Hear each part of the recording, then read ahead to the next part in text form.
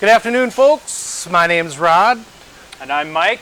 And we're with WiseGuys Epoxy. Today we're going to go over the finer points of doing a river table. This is going to be a really large river table. We've got a 15-inch wide river. We've got laurel oak.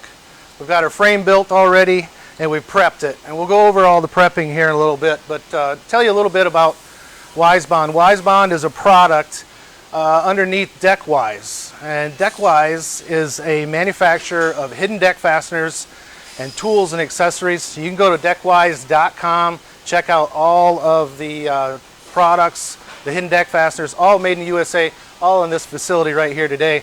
So you may hear a little bit of noise. That's just the manufacturing of everything we do here. So we're going to go through a lot of steps today. We're going to show you mixing and the proper way that we mix. It's very important that we don't dump out of the jugs and then mix and then pour.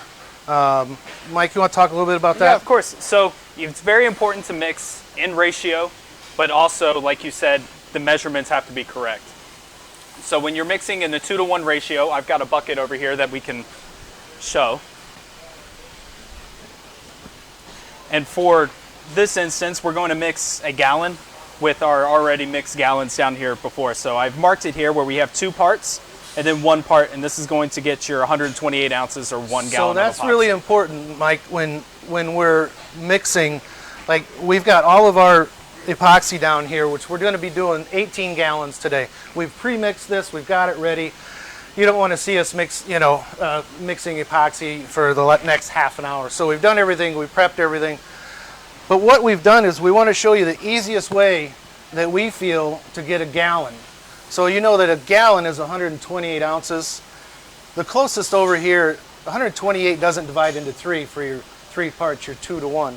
So we're looking over here, and we've got 3 parts, which is 3750 milliliters. So down here, 1250 to 2500, that's your A, your part 2. Fill up the rest up to the 3750 for the part 1, and that's going to be a gallon. So you can use this measuring every batch you make as a gallon. If you're going to do a large pour, dump it into your larger buckets, mix those. Every time you make a batch out of your 1 gallon, dump it and mix. So if you've got all of these, we've already gone through and dumped them into each other, mixed, dumped them into each other, mixed. And we've done that about 3 times to make sure that everything is homogeneous. So you want to go ahead and... Yeah, of course. Yeah, I'm going to grab this last... Yep. So I'm going to grab some gloves here first. And while Mike's doing that, I do want to make a note that Mike and I are social distancing. You'll see that we are both trying to make sure we've got 6 feet in between each other. We're going to try to, make sure we're kosher with that so we don't have to talk through a mask. So I want to make that point, and we'll also go make that point a little bit later too. But as soon as we're done with that, we're going to pour that into one of the larger buckets. We're going to mix that again, and then we're going to talk about some color. But I'll go over a little bit about our prep once Mike's done with that. So I'm pouring part A, which the 2 parts that Rod explained here earlier. Getting that filled up.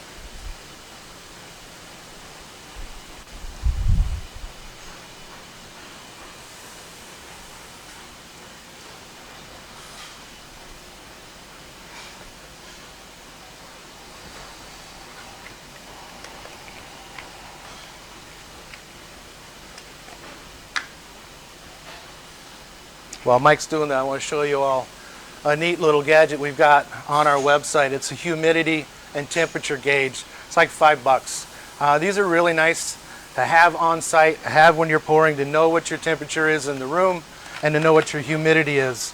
Right now, we're at 77 degrees with a 50% humidity, and we're in Florida. And you would think that it'd be a lot more humid, but we're still in a controlled environment. So if you're doing this in a shop, in a garage, or something like that, depending on where you're at around the country, your humidity is going to be different. We've got a lot of blogs, a lot of writing on our website. Check those out. We're going to teach you about a lot of different things as far as mixing, as far as humidity, as far as color dropout, on and on. Yep. So here I have the 2-to-1 ratio of your deep pour epoxy. We use a paddle bit you find in most hardware stores. This one we were also using for some of our larger buckets, hence the the long shaft there. So we're going to mix it. You typically want to mix it for 3 to 5 minutes. We're going to mix this here. You can typically tell there's some clarity here. I also have a mixing stick here. So once I start mixing, after a couple of minutes, I'll stop. I'll take this stick and I'll start scraping the edges. And scraping the edges gets some of that hardener that likes to stay on the back and sometimes at the bottom, which is a lot of times an issue when it comes to mixing. And that's something good, Mike, that I want to point out is the viscosity of the part A and the viscosity of the part B are quite different. And anybody that's ever used epoxy is going to know this. Now, when you're thinking about the viscosity, all of that is you've poured in there, one will cling more than the other. And you've probably noticed when you're mixing clear epoxy, there looks like there's little snot running around inside. And you really want to make sure that those get mixed in, because that is unmixed epoxy from either the A or the B.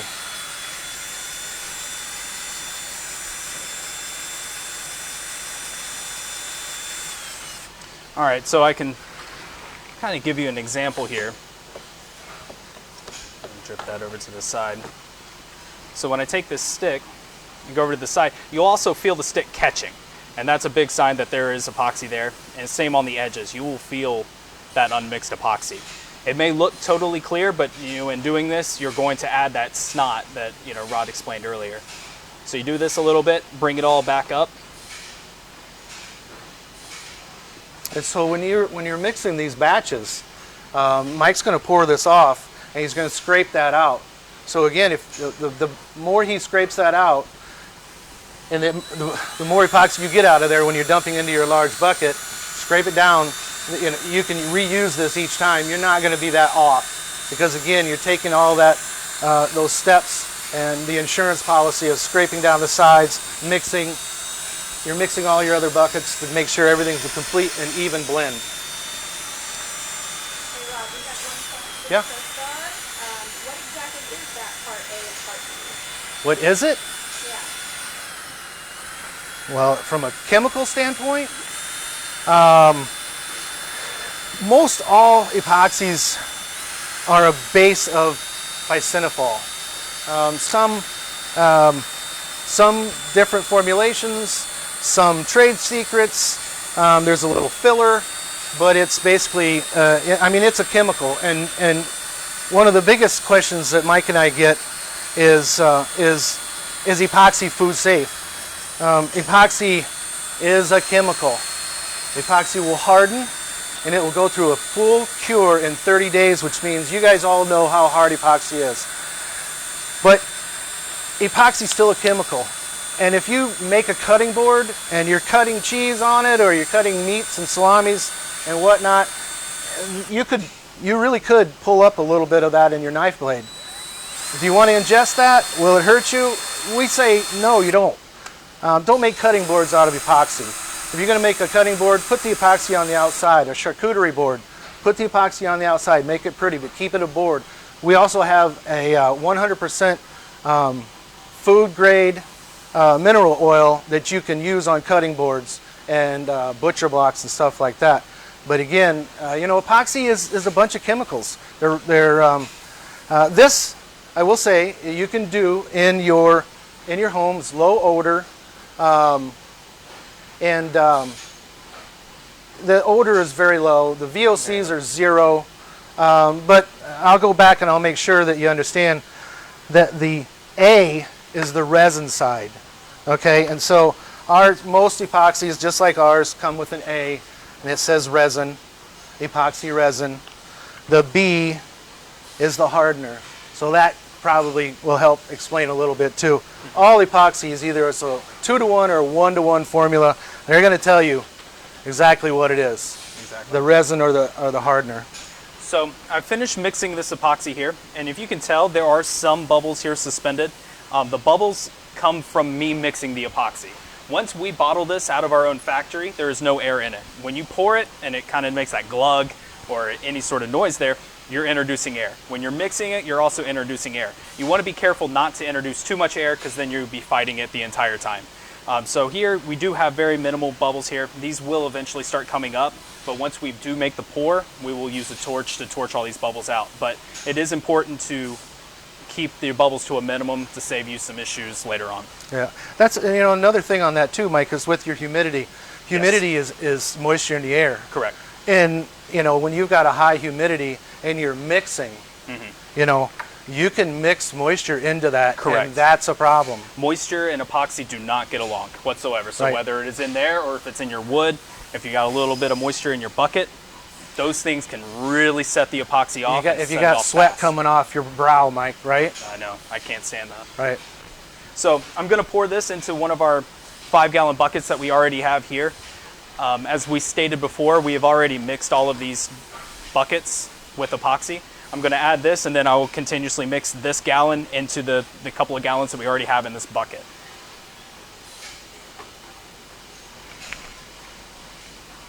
Can you grab the paint scraper? Yep. Thank you. So like scraping it when you're mixing it, you also want to scrape and make sure you get all of the epoxy out of here. That way your ratios and your amounts are all correct. You don't want to leave anything in the bucket.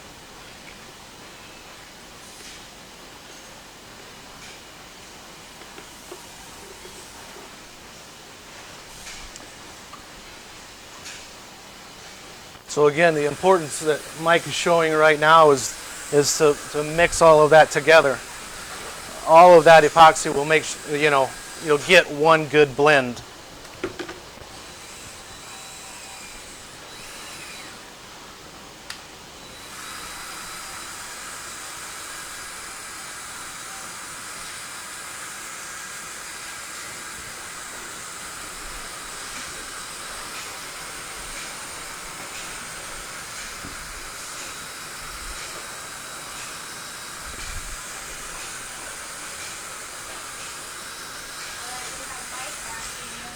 Yep. How do I know how much of parts A and B to mix for a big river?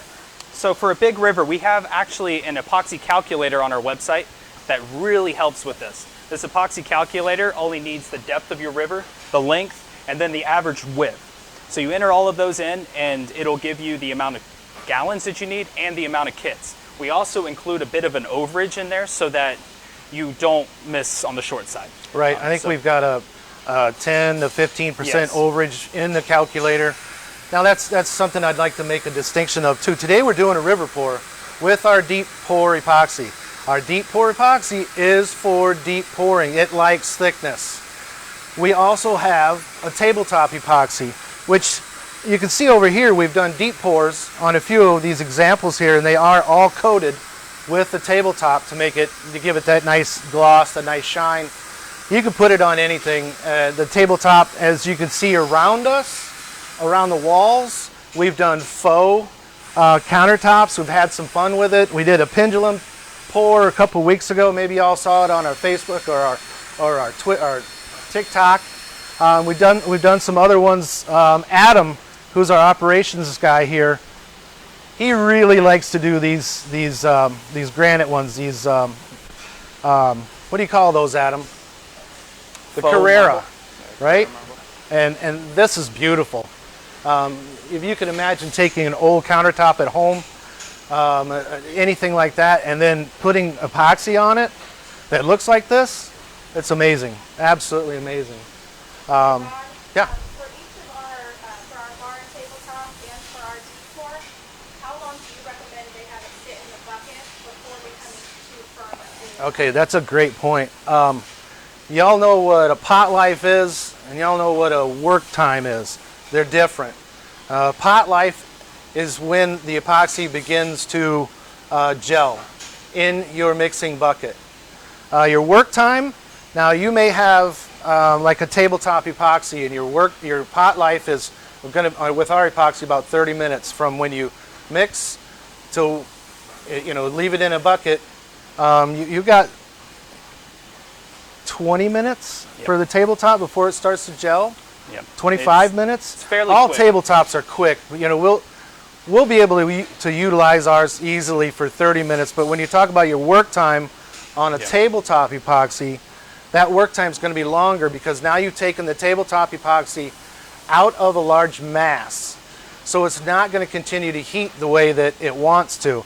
So you spread it out, and then it'll start to thicken a little bit, and maybe in 4 hours it's going to be I'd say 4 to 6 hours. pretty tacky. Yeah. You know, and now that's tabletop. But with our deep pour, what we've done is we've formulated this to be a super long cure.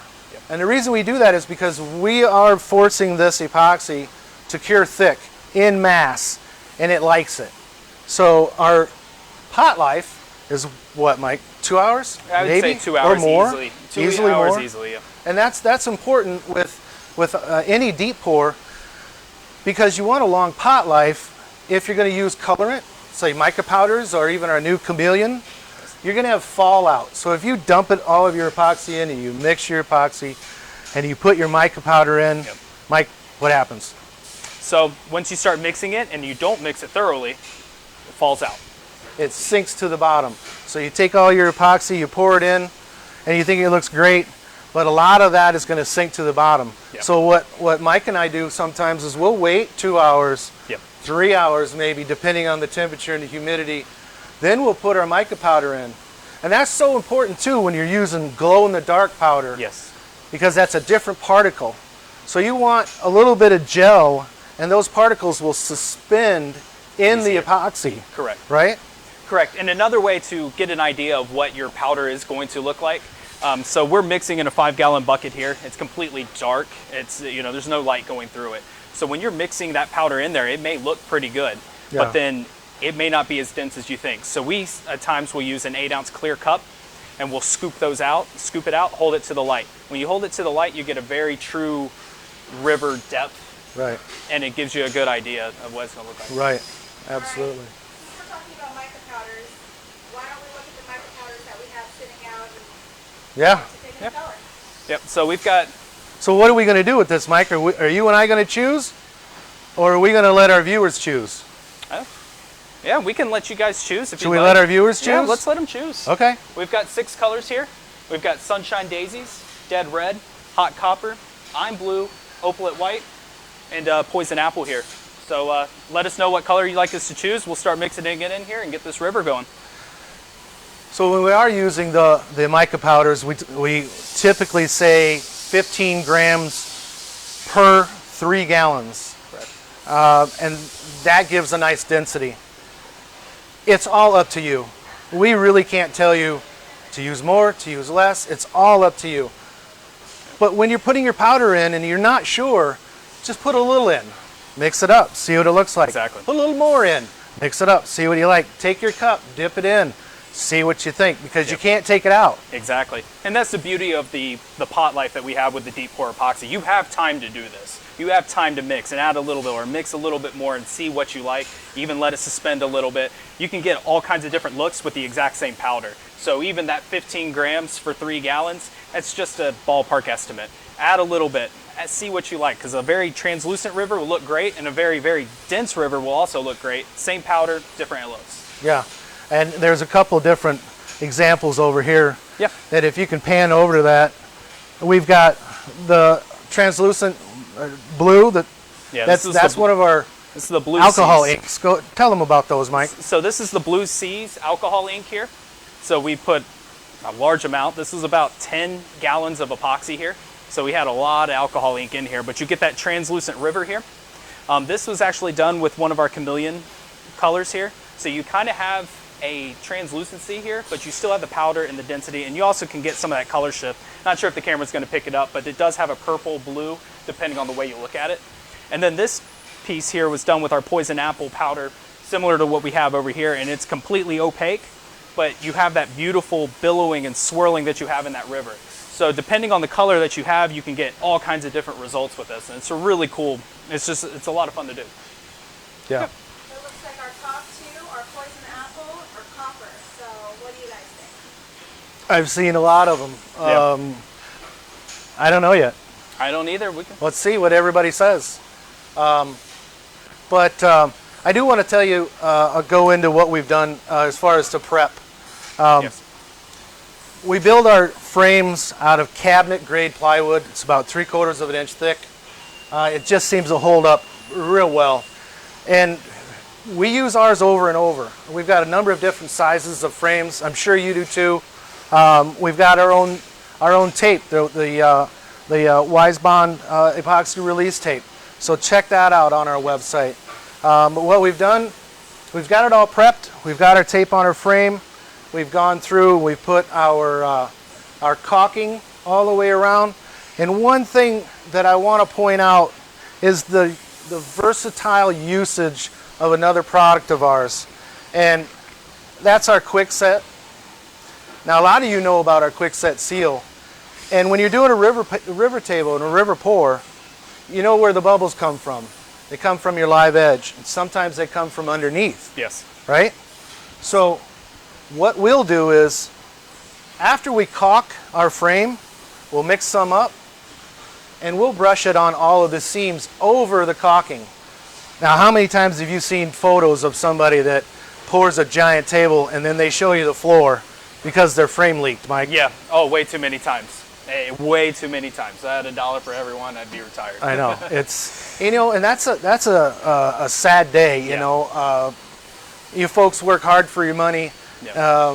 You know, epoxy's not cheap. And when you get a little leak, what's terrible about it is you just can't stop it. Correct. Because the epoxy is wet. You try to put tape on it, you try to put bubble gum on it or whatever, you can't stop it. Yeah, once it's started, and epoxy's going to find those voids. It's going to you find think, oh, it's not that bad, but the epoxy will find the void and it'll break it open. Yeah. We've had it plenty of times here, and it really puts a wrench in the plans. But so it's very important to use caulking and this quick set seal. You might think it's overkill, but it's not. It's really not. It's for this. I always like to use the word insurance policy on stuff, Mike. Yeah. And that, again, that's an insurance policy that your $1,000 worth of epoxy, it looks great. You babysat it for 2 hours, and then you go home, or you leave the shop, and you come back in, Yeah. and over the next 18 hours, 12 hours, Mike, that's all leaked out, and it's all over the place. You're watching the drip, and you've got to start over. And it's hard. Yep. And then you've got to start over. Yeah. All right, we've got a winner. Okay. Copper. Hot copper. Oh, copper, cool. All right. That's cool. So again, we've got all of our quick set on our live edge as well, all over. And the last thing I'll tell you about the quick set is so we put our slabs in. So after we seal it with the quick set, let it dry for a couple hours, we know that we're sealed up. That's when we put our slabs in, and then we go over it with our quick set. Yes. And we brush it on. One thing that happens then is that quick set, you got to be careful. You got to brush it on. We've got those little brushes that you can get on our website too, but it does flow down, and it does help seal the bottom of your slab. Correct. So you're not going to get tons of epoxy seeping underneath your slabs. Of course, you're going to brace it. You're going to clamp it down, but all of that epoxy underneath, if this cures, you pull it out of your frame, and you've got a 1/16 of an inch of epoxy all over. Just think of that sanding. Exactly. And if you don't seal it, the bottom of the wood can also create bubbles as well. Yeah. And we've seen that too, where if you look at the river and you have bubbles coming up from underneath there, and it becomes a lot of work in the long run. So your insurance policy, just a little extra time and a little care for this, really saves you in the long run. And that bottom, that 1/2 inch to an inch of this live edge underneath, very porous. That's still, your wood has got air in it, and it's porous. And so if you're seeing bubbles coming up alongside your edge, but you swear, I got 3 coats of that on there. Yeah. But did you do 1/2 inch or an inch underneath? Yep. So then those bubbles aren't coming up into your pour. Correct. So we can start mixing some of this powder. I also have some good news. If you are interested in any of our deep pour and tabletop epoxy, starting now until the end of Labor Day weekend, it's 20% off.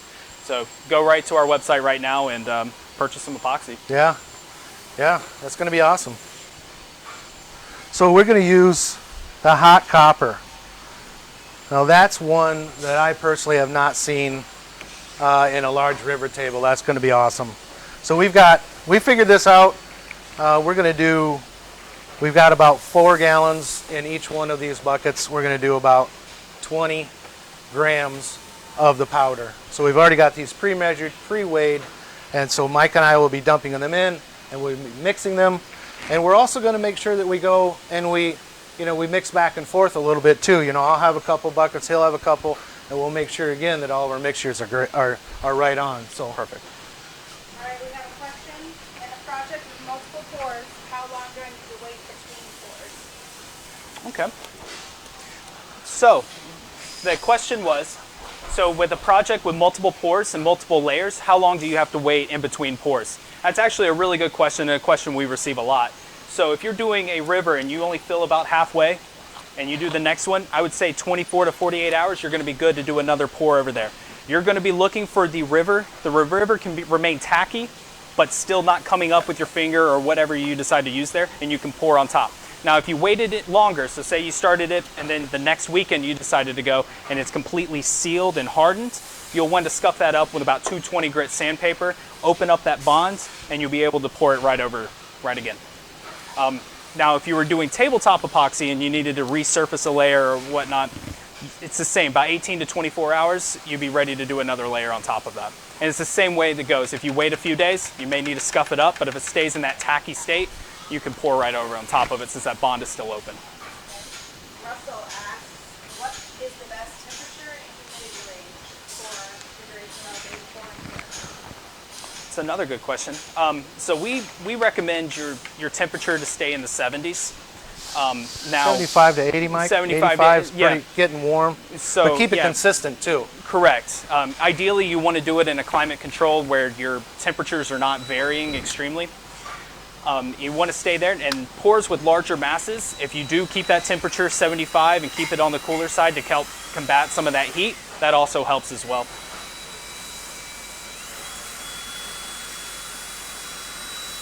And that's a real good point, Mike, because keep your pour room consistent. Everybody likes to do these river pours in their shop, maybe in your garage, but keep the consistency, keep the temperature the same, keep the humidity the same. Just be consistent throughout the whole pour, and you're going to want to wait, I'm talking at least 24 hours for consistency. You might need a fan. Yes. As you can see, we've got our table elevated for airflow. We'll probably put a fan on it, so the fan will blow under it and over it, and wick away the heat from the bottom and the top, and try to keep it as consistent as possible.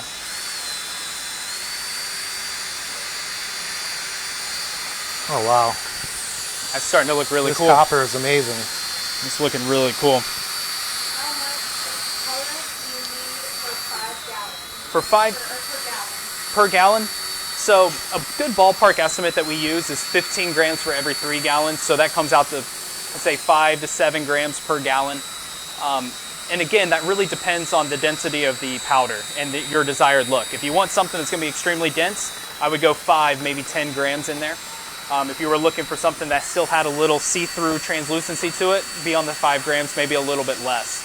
It really depends on the desired look. Also, our powders have different densities. Some have a lot of the glitter, are very light and do require more powder, and some of them are a little more dense, don't require as much powder to get that desired look. So when you're mixing this powder, you want to add a little at a time, make sure you're getting that look.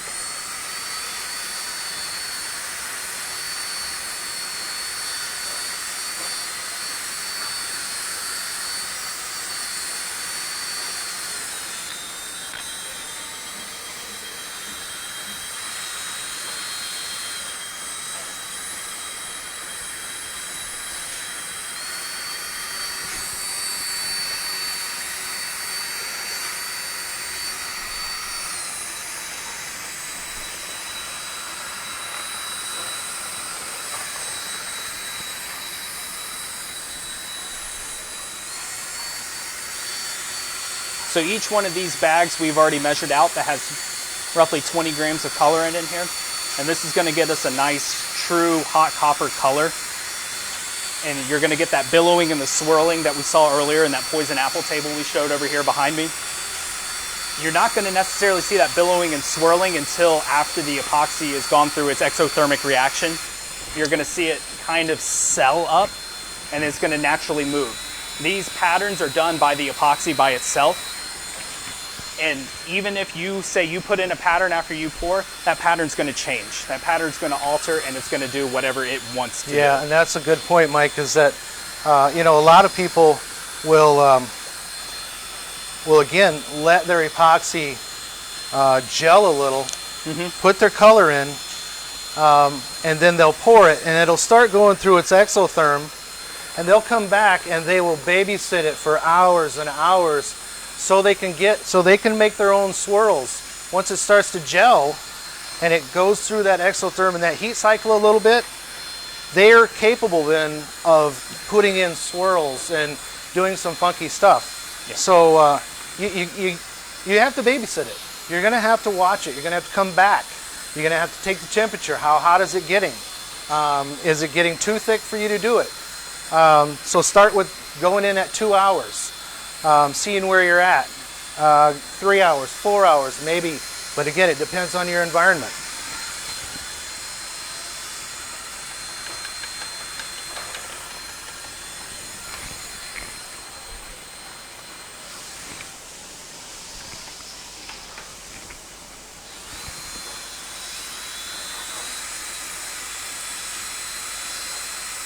Mike, what do you suggest for someone just starting up epoxy? Okay, well, it really depends on what they're looking to do. I would start something small. Coasters are great, little end coffee tables, charcuterie boards are really popular. Something that requires just small amounts of epoxy so you get an idea of how the mixing process goes, how these mixing time, the exotherm, all of these things in small amounts generally are very, very sustainable. They're much easier to do. Once you start getting to projects that require multiple kits, small issues can be multiplied. So I would start small, just small little coffee tables, small tables, and then work your way up from there. You know, Mike, there's a lot of different epoxies on the market, and one of the things that's frustrating is seeing the wrong epoxy being used. Correct. You know, it's just unfortunate when we hear from people and they say, you know, this cracked or this went crazy, you know, radioactive hot on me. Yeah. And when we ask them what kind of epoxy they used, well, they're using general purpose. And they're using a tabletop to pour deep. And that is a big problem as well. Now our deep pour epoxy, we advertise that you can go up to 2 inches with a single pour. The minimum you want to pour an epoxy like this is about 1/2 inch. Anything less than that, these molecules don't have a chance to move as fast, and your cure time can become very long. Yeah, if you pour, you know, we say 1/2 inch, right? But then 1/2 inch. That 1/2 inch will stretch your cure out. Exactly. And it may double, but it will harden. Now your tabletop epoxy, which we also offer, we're not using in this particular project, is usually used for pours of 1/8 of an inch to 1/4 of an inch. And those epoxies, that epoxy usually cures in about 24 hours. When you're going up to that 1/4 inch, you are pushing the boundaries of it, and the epoxy will get hot. So a lot of times you want to kind of get an idea of what depth you want to pour, and then choose the correct epoxy for that project.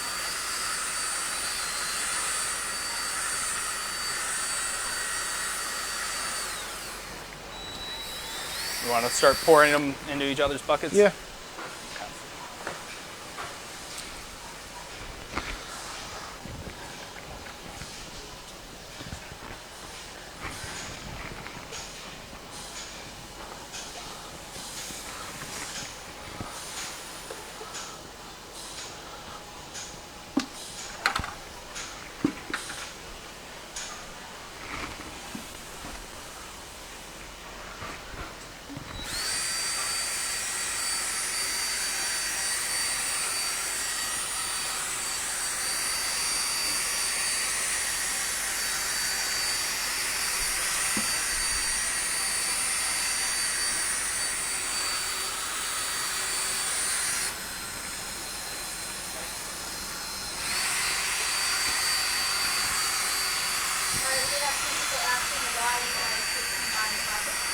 So in doing this, we're continuously mixing this epoxy, both with the powder and with itself. You want to make sure that your A and B are thoroughly mixed. And when you're mixing with multiple kits like this, it's very important to switch these buckets. Keep adding new buckets so that your A and B are being mixed with each other and you don't have anything that's going to be out of ratio.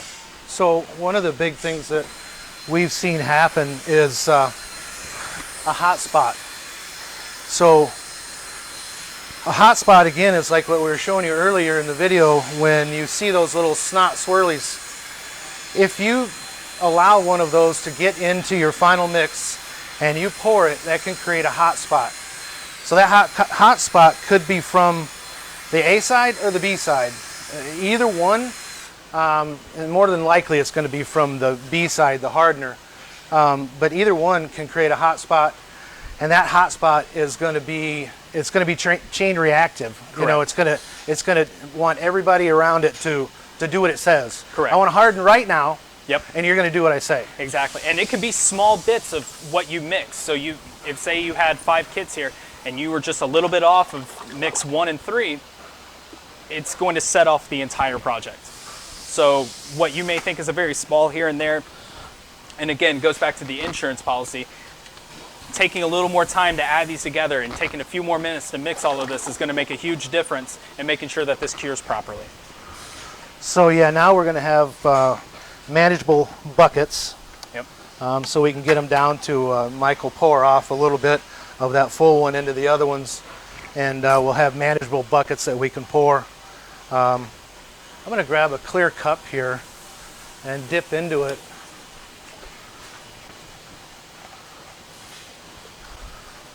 And we'll see what this is looking like. Keep going. There you go. So that's pretty good. That's a really, really neat color. I like it. Does everybody like it? Hope they like it. It's a little too late right now, but we'll go with it.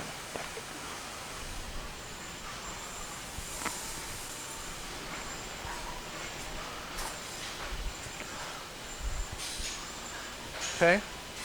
So we've got time. We've got 2 hours. Yep. So, What's everybody doing today? What are you doing this afternoon? I'm just kidding. So we'll pour here in just a minute. If you have any questions right now, let us know. Ask them. We'd be glad to ask or to answer any of your questions. Mike and I'm the marketing director. Mike's sales. you've probably talked to me on the phone Probably once or talked. twice. Yeah, a lot of you have probably talked to Mike. One thing I want to make sure that you do and you remember is Mike and I are also customer service. Yep. And when you call WiseBond, you're going to talk to one of us. If we're not available, leave us a message. We're going to call you back. Yep. Email us. Send us an email. Well, we also have a chat on our website if you got questions. So utilize what we're offering as far as, Mike and I tell you whatever we can tell you.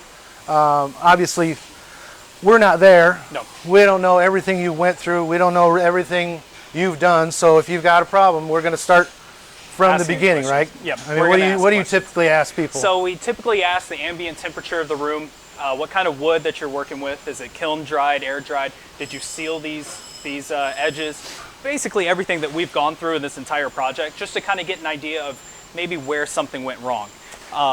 Yeah. We also ask for photos because in seeing the photos gives us a really good idea as to what happened and what we can do to fix it. That's the beauty of a lot of these projects, is there are ways to fix these things. It may require a little elbow grease, a little Dremel here or there, but if we have an idea of what went wrong, we have a way to fix it. Right. And Mike, you brought up a great point, and that's kiln dried wood. Kiln dried. Why is kiln dried so important? Kiln dried wood, for one, is going to dry it properly. It's going to dry it as even as possible. But two, it's going to kill bugs. We see too many people on social media, and they'll say, "This tree fell down. What do you think it is? And can I make a table?" Exactly. If you're going to air dry, you need to air dry 1 year for every inch of thickness. And then again, you're not you're not killing the bugs that could possibly be in that wood. So you got to kill those bugs. I saw something on Facebook the other day. Some other post on some other group, they said they had worms in it. Yep. Did you see that? Yeah, and that's a sign of the wood not being kiln dried. And those worms were still in the wood, Yeah. and then were burrowing out, and they were burrowing into the epoxy. So they had some added encased animals in there. Yeah, that was crazy. You know, we've seen a lot of people do things, and you know, maybe I'll touch on a few of these, Mike. You know, bullet casings. That's cool. You know, but we don't really want you to do bullets with the live shells in them. No. Do you? I mean, yeah. Please Okay, don't. you know, Please don't. what's the ignition point of gunpowder? It's like 800 and some degrees. Sure, this isn't going to get there, but sure. Do you really want to Risk it. take the shell out, dump out the powder, put it back in, and then you're safe. You're cool. If you're going to do empty shells, they'll float. Yep. So Exactly. how do you stop them from floating? So you're going to have to encase them. A lot of times we'll do what we call a sacrificial layer down into the river, do a layer, and then stick these items in there. You can both, and then you would also want to seal them using quick set epoxy or tabletop epoxy. And doing that, the items stay encased in there, and when you pour on top, it stays right where you want it to be. Yeah, you can pour a layer down on the bottom, maybe an eighth of an inch, quarter of an inch, and you can use our tabletop, Exactly. and that'll cure in 24 hours hard, and then that way you can elevate your items. Exactly. But like with an empty shell casing, they'll float around, so you may need to take the time, get a syringe, squirt each one and fill them with epoxy, let it harden. Correct. And then when you make your cool design with all the shells and whatnot, you're not seeing 1,000 bubbles coming out of those empty shell casings. So that's definitely one thing to take to the bank on that. And I mentioned it earlier, but you know, for those who just joined us, we are having a Labor Day sale on both our deep pour and tabletop epoxy, 20% off. So if you want to try to replicate this or do your own charcuterie board, more than happy to, you know, do that and help. Don't do this big on your first time. Do a little smaller one. Do something small. Get to know deep your pour project. epoxy. Yeah, Get to know the your cure. epoxies. Why Correct. you're doing it. So we're gonna pour this, and if you don't have many more questions, we'll probably be done after this. We'll show you it for a little while. Yeah, that's right. You know, we've got a lot of people watching today. Yep. And so make sure you follow us. Follow us on Facebook. We've got our Facebook page. It's the Wise Bond Epoxy. We've got a group. How many members are in our group now, At Mike? least 50,000. 50,000 plus. 50, yeah. 50, And that's plus, yeah. epoxy and wood tips and tricks. Tips and tricks, yep. Maybe some of you are watching there. Maybe some of you are on our Facebook. We've got check out our TikTok. Everybody likes TikTok. I don't think China can take any of our information from there. They don't already have, so we have fun with it. Yeah. Instagram. Yeah. If you want to see all these mixes with cool music behind them, that's Right. where it is. Yeah, and we'll get Mike to dance on our next TikTok. Maybe. Will you? I will. All right, I will. Okay, it's on Facebook, and you know this is like forever. All right, let's pour, Mike. We're not live, are we?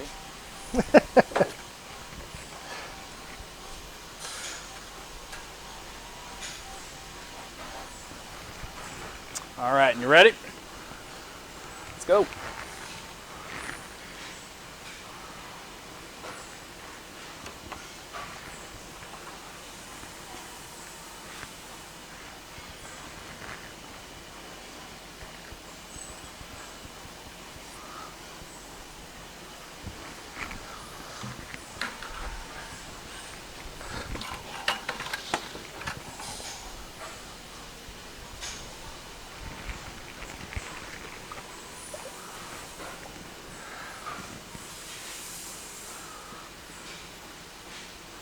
Now we are going to fill this up.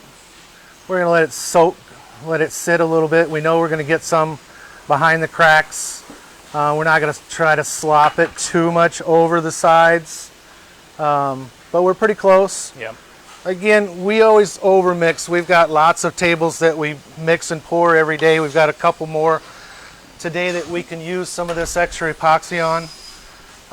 But we are going to get some that's going to go behind the boards. We know that. So again, when you're pouring, it's up to you. We've got some wormholes here, and we'll probably pour over those, let those fill in. If you want to fill yours in with a different color, that'd be kind of neat too. Don't just stick with the color that you chose for the river. If you want some accents with the different wormholes or the different defects you may have, turn them into an accent and not a defect. Exactly. And if you can see in some of this wood here, we did have some holes here, and the epoxy is actually filling in naturally. So, and it really makes a really cool piece. Once everything gets sanded down, you have the natural grain of the wood, and then you have some of this epoxy popping out. The billowing and the swirling makes it really pop out.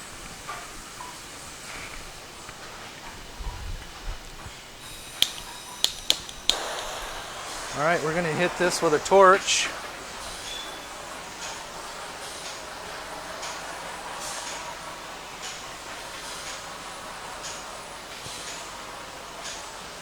Allie, do we have any more questions from anyone?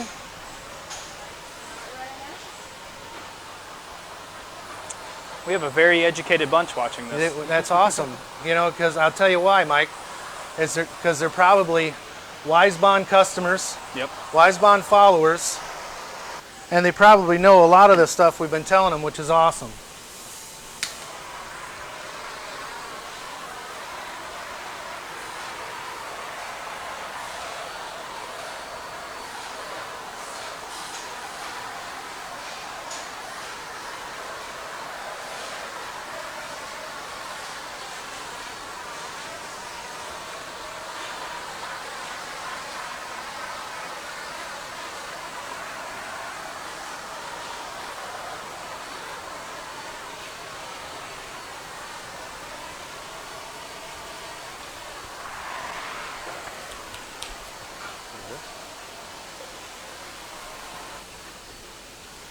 So right now the pattern that you see in this table is going to change. We've done videos in the past where we'll put a GoPro up and watch a time lapse of how this changes, and it's a really cool video, and you see just the billowing and the patterns just shifting throughout the entire table as it starts heating up and everything starts moving. So what you see right now is going to be different in 2 hours, and then continuously until the very end, and you're going to get that typical billowing and swirl that you see in some other projects.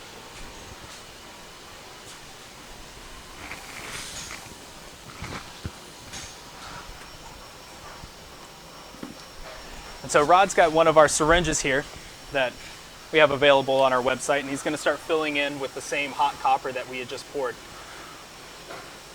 And we don't know where these wormholes necessarily go either, so No. you know, this may sink in, it may disappear, so we'll have to go over this a couple times. There goes one. I think Yeah, that's a pretty deep one. I think that went to China on that one.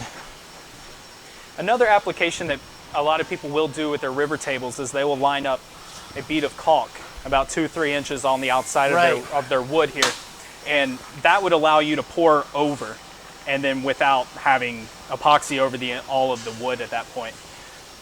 We didn't do it here, and you can see some of the epoxy starting to move a little bit here. It's not a big deal. It all gets sanded off at the end, but it is one way to keep your post-cure sanding to a minimum. And we do, Mike, we do have the luxury of a local hardwood Yes. company that we utilize, and they have a 50-some inch wide belt sander planer. So we do have that luxury that we utilize them from time to time, and so we can, and we do over pour, and we take it and we get it sanded completely smooth. We're gonna probably, you know, wait for some of this, and I can see it seeping in through this gap here. So this will probably go down 1/8 of an inch, and then we'll pour a little bit more in there, and we'll over pour just a hair, and it may slop out a little bit, but that's fine.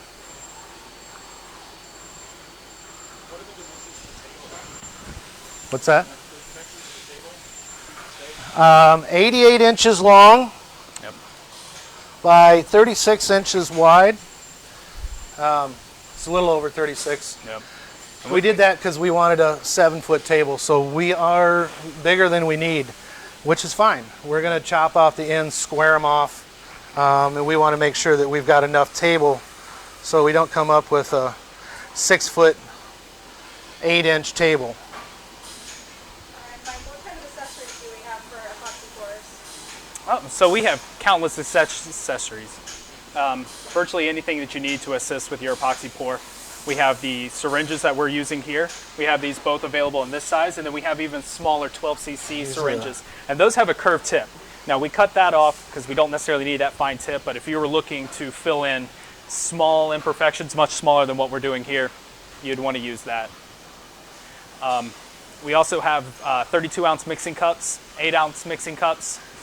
We have little small brushes so you can apply to your live edge. Virtually anything.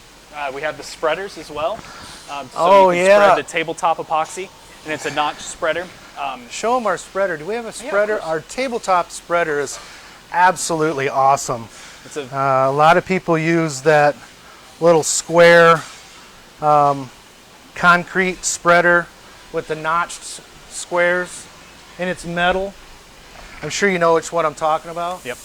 But we've actually gone out and had this made specifically for us.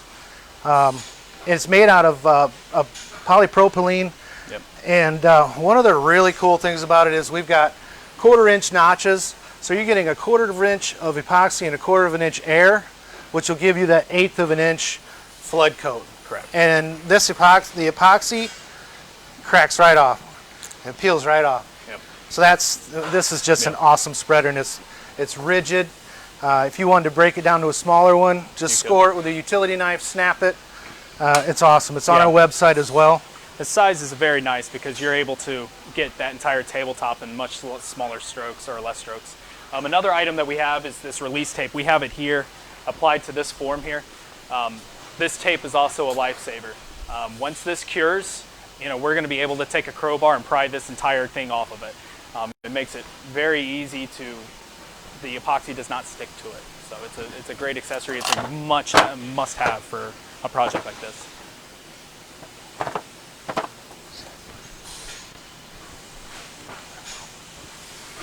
So again, check out our Labor Day sale, 20% off on our tabletop and deep pour epoxy going on through the weekend. Add a couple of spreaders to it. Yeah, I hope everybody's enjoyed this. I hope you learned a little bit. And I'll go back to what I said a little bit ago. Give us a ring. Check us out. Yep. Take advantage of that Labor Day sale. Yeah. It's on right now on our website. $300 and over gets free shipping. Correct. It'll be all day, rest of the day. Yep. Saturday, Sunday, Monday. I know everybody's going to be enjoying their Labor Day off. Yep. But don't miss this sale. Correct. It's great. It's absolutely great. Yeah, let us know as well if any of these particular projects interest you, if there's small details you would like us to go in more detail about. We'd love to do more videos and help you guys accomplish the projects that you're looking to do. Yeah, we'll probably do a tabletop video soon. Yep. And again, check out our blog. We get into some technical stuff on our blog. Check them out, read them. Read the instructions on, I don't care what brand you use, read the instructions. I can't be more poignant about that. Yeah. All of the all that information is out there on our website. Yep. There's only so much real estate on the bottle. Right. There's much more details that they're really important to read before you go into your project. Okay. We're about done, I think. Unless we've got any more questions. We'll see y'all later. Have a great weekend. Bye, Dad.